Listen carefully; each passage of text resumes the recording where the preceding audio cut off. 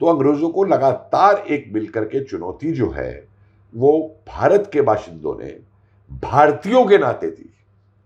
इस नाते नहीं दी कि वो किसी धर्म से थे, इस नाते दी कि हम पे फिरंगी आ गए हैं।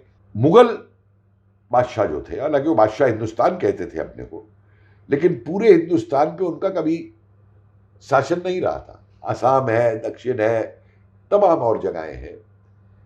पहली बार 1857 के अंदर उस मुगल बादशाह को, जबकि देखिए बहुत गिर चुकी थी ताकत मुगलों की, जिसकी हुकूमत चांदनी चौक की गलियों तक रह गई थी, उस बहादुर शाह को पूरे हिंदुस्तान ने अपना हिंदुस्तान का बादशाह कहा। अब इटावा में जो गौरेश कालेसुर का मंदिर है जी। उसके महंत जो हैं जी।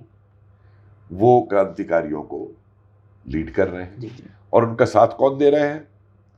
उनका साथ दे रहे हैं मेवात से गए हुए फिरोज शाह और अल्दीद खान। आदाब, आवाज़ द वॉइस में आपका खैर मकदम है। आज हमारे साथ 1857 और उसमें मुसलमानों का रोल और उसमें हिंदू मुस्लिम इत्तेहाद यानी कि हिंदू मुस्लिम यूनिटी और सिख यूनिटी, इसकी बात करने के लिए जो शख्स मौजूद हैं वो किसी भी इंट्रोडक्शन का मोहताज नहीं हैं। उनका नाम है प्रोफेसर कपिल कुमार। एक लंबे अरसे तक इग्नू में पढ़ाया है, दिल्ली यूनिवर्सिटी में पढ़ाया है, इतिहास को पढ़ाया है। उसके बाद भारत सरकार के लिए ढेरों म्यूज़ियम बनाए हैं और 1857 पर भी दिल्ली के लाल किले में जो म्यूज़ियम मौजूद है वो उन्हीं की देखरेख में बना है। सबसे पहले शुक्रिया अदा करना चाहूँगा प्रोफेसर कपिल कुमार। नमस्कार। नमस्कार सौकिब, जय हिंद।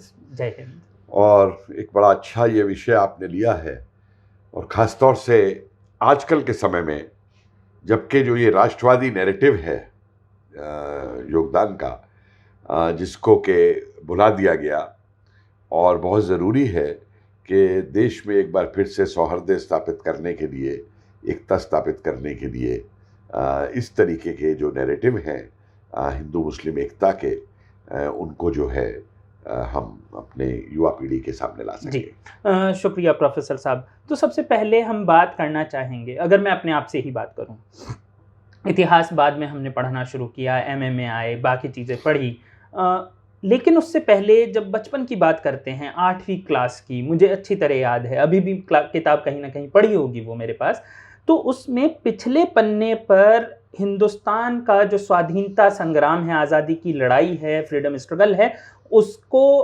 एक कॉम्पैक्ट फॉर्म में देने की कोशिश की गई है। बहुत अच्छी चीज़ थी, तब हमें बहुत पसंद भी आती थी, लेकिन वो 1885 से शुरू होती थी। 1885 का मतलब है कांग्रेस के बनने के साथ। इंडियन नेशनल कांग्रेस का रोल रहा है, हम इससे मना नहीं करते, लेकिन 1857 का नाम ही वहाँ से गायब था कि 1857 की याददाश्त लिटरेचर से ज़्यादा है और हिस्ट्री की टेक्स्ट बुक से कम। अगर किसी ने लिखा भी तो उसे टेक्स्ट बुक में शामिल नहीं किया गया, जैसे कि खूब लड़ी मर्दानी जो हम पढ़ते थे, एक पोयम, उससे याद कर लिया, हिंदी में कोई चैप्टर आ गया, अंग्रेजी की किताब में कोई चैप्टर आ गया, ये लिटरेचर का पार्ट था। इतिहास में एज सच वैसे ही 1857 का रोल कम था, और उसमें भी जो थोड़े बहुत नाम आए, तो हमने देखा है कि किस तरीके से मुस्लिम रोल, और अगर मुस्लिम रोल आया तो मुस्लिम और हिंदू को अलग कर दिया गया, जो हिंदू मुस्लिम यूनिटी की बात है उसे गायब किया गया। तो इसके बारे में आपकी क्या राय है? देखिए, इसके 2-3 कारण हैं। पहली बात तो जो 1857 का इतिहास लिखा गया वो अंग्रेज़ों की नज़रिए से रखा गया। ज़्यादातर वृतांत जो आई, जब तक कि सावरकर की किताब नहीं आई 1857, और आप देखेंगे कि फर्स्ट वॉर ऑफ इंडिपेंडेंस, उस किताब में सावरकर ने किस प्रकार से हिंदू मुसलमान जो मिल करके लड़े हैं अंग्रेज़ों के खिलाफ, उसका जिक्र किया है। और जो अंग्रेज़ इतिहासकार थे वो ये कभी दिखाना नहीं चाहते थे कि ये मिल के लड़े, उनकी पॉलिसी डिवाइड एंड रूल की रही, तो इसलिए इसको दरकरार किया गया। दूसरी तरफ क्या किया गया कि हमारे कुछ मार्क्सवादी इतिहासकार जो हैं वो तो 1857 को जो है वो स्वतंत्रता संग्राम मानते ही नहीं थे। वो तो ये मानते थे कि ये फ्यूडल रिवोल्ट था, सामंतवादी रिवोल्ट था उस समय, और ये तो अच्छा हुआ कि ये फेल हो गया। जबकि ये एक ऐसा संघर्ष था जिसके अंदर आम जनता से लेके, रजवाड़े से लेके, सिपाही से लेके, कारीगर से लेके, जुलाहे से लेके, लोहार से लेके, सबने इसमें हिस्सा लिया था। और जो आपने 1885 की बात की, देखिए उसके पीछे एक तीसरा कारण बना कि जो लोग सत्ता में आए 47 के बाद में, वो दिखाना चाहते थे कि सिर्फ वही देश की आज़ादी के लिए लड़े और आज़ादी के लिए कोई लड़ने वाला नहीं है। वो अलग बात है कि वो डोमिनियन स्टेटस को लेकर के आज़ादी उन्होंने बोलना शुरू कर दिया। लेकिन एक मैं उदाहरण आपको दे दूं यहाँ पे, बहुत छोटा सा, इस बात को लोग समझेंगे कि कुंवर सिंह जिस समय बिहार के अंदर, और कुंवर सिंह के कई साथी जो थे उनमें मुस्लिम भी मौजूद थे, उसमें आप समझिए कि अली करीम मौजूद था, दुलहरी के जमींदार और वे सब। तो बिहार के जो घसियारे थे, इन घसियारों ने अंग्रेजी सेना को घास देने से इनकार कर दिया। तो आप समझ सकते हैं कि अंग्रेजी घुड़सवार सेना जो है उसको घास नहीं मिलेगी, बायकॉट हो गया घास का देने का, तो उसका युद्ध पे क्या असर पड़ा होगा। तो अब मैं अंग्रेजों का बहिष्कार करने का जो क्रेडिट है वो हिंदुस्तान में पहली बार मैं उन घसियारों को दूं या कांग्रेस को दूं जिन्होंने बायकॉट की कॉल दी अंग्रेजों की। जी, समझे? तो आम जनता ने जो किया इस देश की, अब चीजें जब ये खुल खुल करके सामने आ रही हैं तो वो नशा जी। टूट रहा है। इस पूरे नैरेटिव में, जो नैरेटिव बाद में भी बना, अलग अलग वजह है, लेकिन जो मुस्लिम्स के बीच जो राष्ट्रवाद था, या फिर जो 1857 में, ख़ास तौर पे भी हम उसी पर जोर दे रहे हैं, मैंने खुद इस बारे में लिखा भी है, मेरा अपना भी है, कि मुबरिज़ुद्दौला जो कि हैदराबाद के निज़ाम के भाई थे, 1838 में उन्हें पकड़ा गया कि वो हिंदुस्तान के सारे राजा, जिसमें कि राजा रंजीत सिंह भी शामिल थे, उन्हें साथ लेकर अंग्रेज़ों के खिलाफ कुछ प्लान कर रहे थे। फिर 1846 के में अंदर कुंवर सिंह और जुल्फ़िकार की आपस में लेटर पकड़े गए हैं। उनके साथ और भी ढेरों मुसलमान और हिंदू और सिख थे जिनके के नाम थे। नेपाल के साथ भी बात हो रही थी, बहादुर शाह जफ़र के साथ भी बात हो रही थी 1846 में कुंवर सिंह की, कि किस तरीके से अंग्रेज़ों के खिलाफ लड़ना है और कैसे अफ़गानिस्तान की तरफ से पठान आएंगे लड़ाई लड़ने के लिए। तो ये सारे जो नैरेटिव हैं वो अगर हम मेन स्ट्रीम में देखें तो गायब हो रहे हैं। ये प्लानिंग का पार्ट है। और उसके बाद एक और चीज़ छोटी सी, आप खुद मेरठ के हैं और मेरठ से ही क्रांति की ज्वाला एक तरीके से भड़की थी। तो वहाँ पर जो पहली सज़ा थी, जो पहले 85 सिपाही थे जिन्होंने कि कारतूस इस्तेमाल करने से मना किया और जहाँ से सब कुछ शुरू हुआ, उसमें 49 मुसलमान, 36 हिंदू, ये सिंपल उसका कैलकुलेशन था। तो इतनी ज़बरदस्त यूनिटी थी, इतना सब कुछ था, लेकिन इसकी बात नहीं होती है। कि 1765 के करीब से माना जाता है कि अंग्रेजों ने अपनी सत्ता भारत में स्थापित की, और जो पहला महान विद्रोह होता है अंग्रेजों के खिलाफ वो 1770 में सन्यासी और फकीर विद्रोह होता है। और इस सन्यासी और फकीर विद्रोह के अंदर मजनू शाह, मूसा शाह और उधर मोहनगिरी, समझे आप, और धीरज नारायण, ये उस समय भी मिल करके लड़े। और इसके बाद के आप कोई इलाका हिंदुस्तान में ऐसा नहीं है जहां अंग्रेज गए और उनका विरोध ना हुआ हो, चाहे वो हमारे अरण्य निवासियों जनजातियों के बीच में हुआ हो, संतल है, मुंडा है, चाहे वो साउथ में दक्षिण में पॉलीगार्स के बीच में हुआ हो, किसी भी प्रदेश के अंदर, चाहे वो राजाओं से युद्ध हुए हो, मान लीजिए अवध से हुए, या एंग्लो सिख वॉर हुई, या एंग्लो मराठा वॉर हुई, या एंग्लो कर्नाटका वॉर्स हुई, लेकर के तो अंग्रेजों को लगातार एक मिलकर के चुनौती जो है वो भारत के बाशिंदों ने भारतीयों के नाते दी। इस नाते नहीं दी कि वो किसी धर्म से थे, इस नाते दी कि हम पे फिरंगी आ गए हैं, ये हमारे को धर्म भ्रष्ट करना चाहते हैं। 1830 में तो डिक्लेयर किया था मिशनरीज ने कि हम 50 साल में हिंदुस्तान को जो है ईसाई बना देंगे सारा का सारा, लेकिन चिट्ठियां मौजूद हैं। तो इन सब को लेकर के जब ये मिल के लड़े, और इस मिलने की आप सबसे बड़ी बात एक मैं आपको बताता हूं कि मुगल बादशाह जो थे, हालांकि वो बादशाह हिंदुस्तान कहते थे अपने को, लेकिन पूरे हिंदुस्तान पे उनका कभी शासन नहीं रहा था। असम है, दक्षिण है, तमाम और जगहें हैं। पहली बार 1857 के अंदर उस मुगल बादशाह को, जबकि देखिए बहुत गिर चुकी थी ताकत मुगलों की, जिसकी हुकूमत चांदनी चौक की गलियों तक रह गई थी, उस बहादुर शाह को पूरे हिंदुस्तान ने अपना हिंदुस्तान का बादशाह कहा। एक बहुत महत्वपूर्ण चीज है, ये भारत की एकता दिखाता है। ये जो उन लोगों को भी जो कहता है ना भारत टुकड़ों में बटा हुआ था, भारत वो नहीं था, उनको बताता है कि पूरे हिंदुस्तान ने, और उस हिंदुस्तान के अंदर हिंदू रजवाड़े थे, जिनको क्या आप ये लोग ऑर्थोडॉक्स हिंदू कह देंगे, आज के जो ये हमारे लेफ्टिस्ट और ये रानी झांसी भी थी, नाना साहब के तमाम फरमान जो हैं वो बादशाह के नाम से दिए गए फरमान हैं, साउथ तक में जो जाते हैं फरमान। कंवर सिंह थे, उधर अवंतीबाई थी, मतलब बहुत सारे नाम ऐसे में आपको, तात्या टोपे है, मतलब सभी ने अपने आप, सभी मिला सकता हूँ, सभी ने अपना जो एक तरीके से लीडर था वो ये कहा कि हम बहादुर शाह जफर को मान लिया। मेरठ के सिपाहियों का भी जब वो दिल्ली की तरफ चले हैं और उनकी मीटिंग होती है तो कहते हैं कि भाई बादशाह को बनाया जाए, बादशाह हमारे इस विद्रोह को लीड करे चल करके, तो सारा देश हम एक कर सकते हैं। और उन्होंने बादशाह को मजबूर किया लीड करने के लिए। आपको मालूम कि लाल किले में तो बादशाह ने कहा ना कि ना मेरे पे सेना है, ना मेरे पे पैसा है, मैं इस उम्र का हूं, बुढ़ापे में मैं क्या कर सकता हूं। तो सिपाहियों ने कहा था कि हमको आपसे ना पैसा चाहिए, ना सेना चाहिए, हमें सिर्फ आपका नाम चाहिए कि फिरंगी के खिलाफ आप उठ करके खड़े हुए हैं। और तभी वो बहुत फेमस शेर है उनका, वो तो रहेगी बुलंद, आपको याद होगा वो तो क्या कहते हैं, जब तक चलेगी तेग हिंदुस्तान की। आगे मैं पूरा भूल रहा हूँ शेर जब को। तक रहेगी गाजियों में बू, जब तलक ईमान की, तब तलक चलेगी तेग लंदन तक हिंदुस्तान की। और अब इस पीरियड में और चीज देखिए एक बहुत खास, कि नाना साहब सबसे बड़े क्रांति के नेता जो हैं, मतलब लड़ने वालों में तो नाना साहब को ही माना गया ना, रानी भी उन्हीं पे गई, तात्या भी उन पे गए, सब उन पे गए। लेकर के नाना साहब के वकील कौन थे?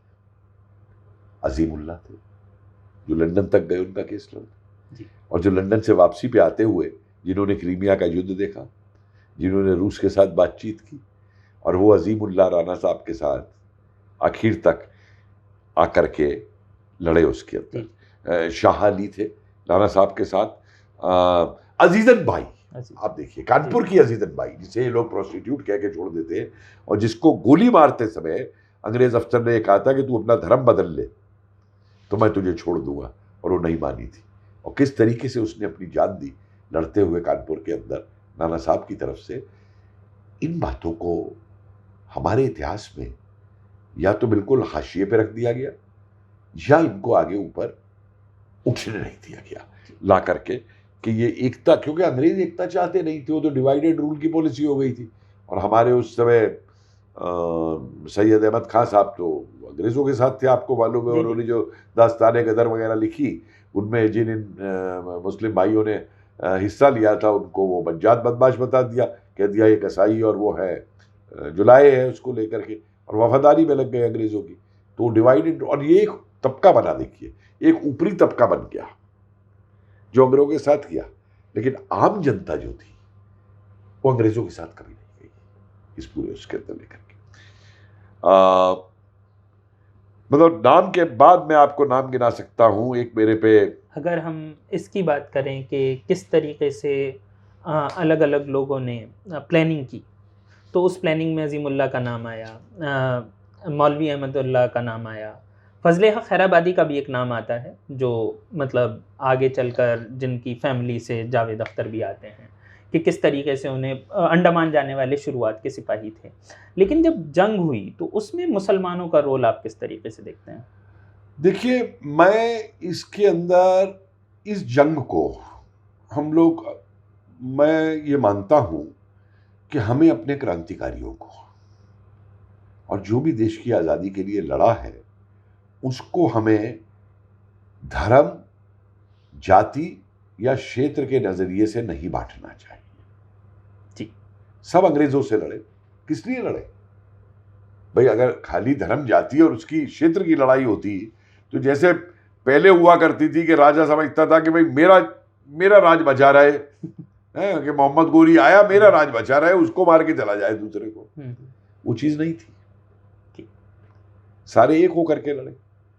तो जब सारे लोग उस समय जाति को भूल करके, धर्म को भूल करके, क्षेत्र को भूल करके उस अंग्रेज को बाहर निकालने में लग गए थे जो भारत का शोषण कर रहा था, तो ये हम अपनी विचारधाराओं के हिसाब से हम अपने इन क्रांतिकारियों को, चाहे वो किसी भी धर्म के हो, किसी भी जाति के हो, इनको हम फिर अपनी विचारधारा के हिसाब से क्यों बांटते हैं?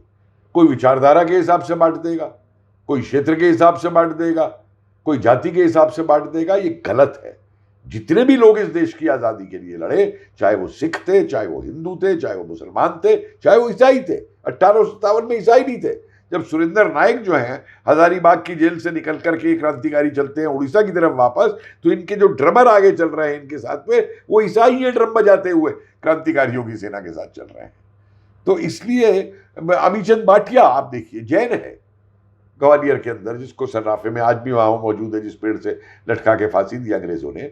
तो हमको अपने इस नैरेटिव के अंदर देश के युवा पीढ़ी को ये बताना है कि जब अंग्रेजों के साथ लड़ाई लड़ी गई तो पूरा देश एक होकर के लड़ रहा था, सारी कौम एक होकर के लड़ रही थी, सारी जातियां एक होकर लड़ रही थी। लेकिन तब भी जिस तरीके से आज का नैरेटिव हम देखते हैं, प्रेजेंट नैरेटिव, तो उसमें कहीं ना कहीं जो मुस्लिम्स का कंट्रीब्यूशन है वो अलग अलग वजह से, खुद मुस्लिम साइड से भी या और साइड से भी और वजह आते हैं, बहुत सी अलग अलग रीजंस हैं, वो डाउन प्ले हो जाते हैं। तो ऐसे में आप उसके बारे में बताता हूँ, एक रीजन इसका ये बन गया क्योंकि देश का विभाजन हो गया 47 में, तो एक वो होड़ लग गई कि कौन विभाजन वाले थे और कौन राष्ट्रवादी मुसलमान थे। इसीलिए वो वर्ल्ड कॉइन हुआ राष्ट्रवादी मुसलमान का, उसको लेकर के, और उस पूरे नैरेटिव को बांट दिया गया। और अफसोस ये हुआ कि 47 के बाद से भारत के अंदर भी कुछ ऐसे कट्टरपंथी आए जिन्होंने इस नैरेटिव को कि मिल के लड़े थे, एक साथ थे, देश के लिए थे, उस नैरेटिव को गायब करना शुरू कर दिया। और वो राजनीतिक पार्टियों को सूट करता था क्योंकि उन्हें वोट बैंक की पॉलिटिक्स करनी थी। जैसे कि आपने खुद 1857 पर म्यूजियम बनाया है, तो उस नज़रिए से अगर हम देखें तो कौन से ऐसे नाम हैं जो आपको लगता है कि आज की मेन स्ट्रीम में नहीं आए लेकिन आपको वहां पर दिखाई दिए और आपने वहां पर लगाया? देखिए बहुत से नाम है, बख्त खान को ही मैंने डाला जी। अब मैं आपको बताऊं, मैंने एक पैनल बनाया वहां पे जी। इटावा का। जी जी। अब इटावा में जो गौरेश कालेसुर का मंदिर है जी, उसके महंत जो हैं जी, वो क्रांतिकारियों को लीड कर रहे हैं। जी, जी। और उनका साथ कौन दे रहे हैं? उनका साथ दे रहे हैं मेवात से गए हुए फिरोज शाह और अल्दीद खान। और लड़ाई होती है दिसंबर 1858 में। जी। हरचंदपुर की लड़ाई कहलाती है इटावा के अंदर। जी जी। ठीक है, अब इसको आप कहाँ रखें? इस नैरेटिव को, ऐसे नैरेटिव्स को मंदिर के महंत के लिए क्यों गायब किया जाता है? मेवात के मुसलमान, मेवात के मुसलमान आप आए, अगर मान लीजिए आप इसको लीजिए मुजफ्फरनगर के अंदर, जी जी, असगरी बेगम को लीजिए, जी। आम जनता में से है, किसानों में से, नाम असगरी बेगम है, जिसको के अंग्रेजों ने जला करके मारा। अब उसके साथ कौन है जिनको फांसी दी गई? उनके साथ रहीमनी भी है, नूरी भी है, और उनके साथ में ये क्या नाम है, शोभा भी है, उमा देवी भी है, समझे? और कौन है ये स्त्रियां? ये गांव की वो स्त्रियां हैं जिनके पति लोग जो हैं वो सिपाहियों के साथ मिलकर के दिल्ली चले गए लड़ने, और इन्होंने अपने जत्थे वहां पे बना करके, तो इनमें कोई भेद था हिंदू और मुसलमान का? तो अंग्रेजों से लड़ रही थी। और कितनों आज भी वहां पेड़ मौजूद हैं जिन पेड़ों पे इनको लटका लटका करके फांसियां दी गई। मम्मू कौर को दी गई, दूसरा ये आशा देवी को दी गई वहां मुजफ्फरनगर में, इनको फांसियां दी गई। और अंग्रेजों ने फांसी देते हुए ये नहीं देखा कि कौन हिंदू मुसलमान है, उन्होंने तो ये देखा कौन हमारे खिलाफ बगावत कर रहा है, चाहे वो किसी धर्म का हो, कोई जाति का हो, वो नहीं ध्यान दिया उन्होंने। हमारे खिलाफ बगावत की, गांव के गांव जला दिए इन्होंने। मैं मुल्तान का भी देख रहा था कि मुल्तान के अंदर वहाँ पे जिस समय ये हुआ तो पूरे गांव के गांव जला दिए वहाँ पे। नाम वहाँ पे आता है, मैं नाम दिमाग से उतर रहा है मेरा, मुल्तान के अंदर जो रहीम अली या कुछ ऐसे करके नाम है, जो लीड कर रहा है उसको पूरे उसको।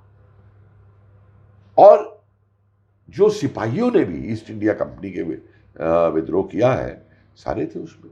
बनारस के अंदर सिखों ने सबसे पहली गोली चलाई थी, और हिंदू थे, मुसलमान थे, सारे मंगल पांडे के साथ मिली। तो इसलिए इस नैरेटिव को आगे लाने के लिए तेलंगों को देखिए आप, रोहेले या तिलंगे वो कहलाते हैं, जिन्हें कन्वर्ट किया गया कई जगह पे। इन तिलंगों ने 1860 तक 1857 की क्रांति को दक्षिण में जिंदा रखा। निजाम के इलाकों में घुस गए, निजाम को चिट्ठियां लिखी कि तू अंग्रेजों का साथ दे रहा है, हम तेरा खत्म कर देंगे तेरा राज्य है। कितनों को पकड़ के बाद में फांसी दी गई, कितनों को अंडमान भेजा गया। कहीं पे हैदराबाद का नैरेटिव नहीं आता, निजाम का राज है वहां पे। जी। और सालार जंग अंग्रेजों के साथ है, उसका वो जो मंत्री है या प्राइम मिनिस्टर है जो भी है उसका, और वहाँ पे तुराबाज खान, मौलवी अलाउद्दीन, अंग्रेजी रेजिडेंसी भी हमला होता है हैदराबाद के अंदर, उसको जीत लेते हैं ये लोग। उसके बाद में तुराव खान को तो गोली मार दिया जाती है, और मौलवी को जो है अंडमान भेज दिया जाता है मुकदमा चला करके। और नाना साहब का जो भाई है उसका जो मुकदमा है अप्पा साहब का, वो वहीं चलता है हैदराबाद के अंदर, क्योंकि वो घूम करके सबको वहाँ इकट्ठा कर रहा था पूरे उसके अंदर। रानी झांसी को देखिए, रानी झांसी की दो तोपें थी, कड़क बिजली और जय भवानी। और जब रानी से अंग्रेजों ने किला खाली कराया था तो ये तोपें नीचे दबा दी गई थी, और जब रानी वापस आती हैं तो दोनों तोपें फिर इस्तेमाल होती हैं। कौन चलाता है उन तोपों को? गौस मोहम्मद है जो कड़क बिजली चलाता है, और जय भवानी जो है मोतीबाई एक स्त्री, वो तोप चलाती है।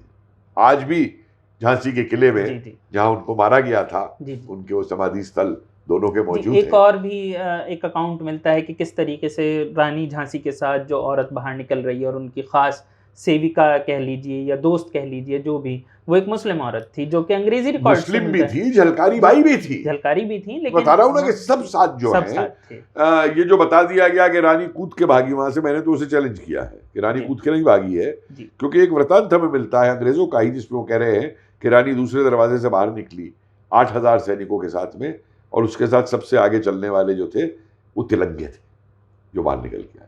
रोहेलखंड के अंदर जो पूरा हुआ है, बख्त खां मतलब नैनीताल तक खतरे में आ गया था अंग्रेजों का, और लखनऊ, और बख्त खां तो बाद में दिल्ली आकर के आखिरी उसके अंदर चला है। लखनऊ में आप देखिए हजरत महल को देखिए, तमाम ताल्लुकदारों को देखिए जिन्होंने बेनी माधो से लेके और लोगों ने नाना साहब का साथ दिया, और ये बाद में हजरत महल और ये लोग आगे चले गए लेकर के।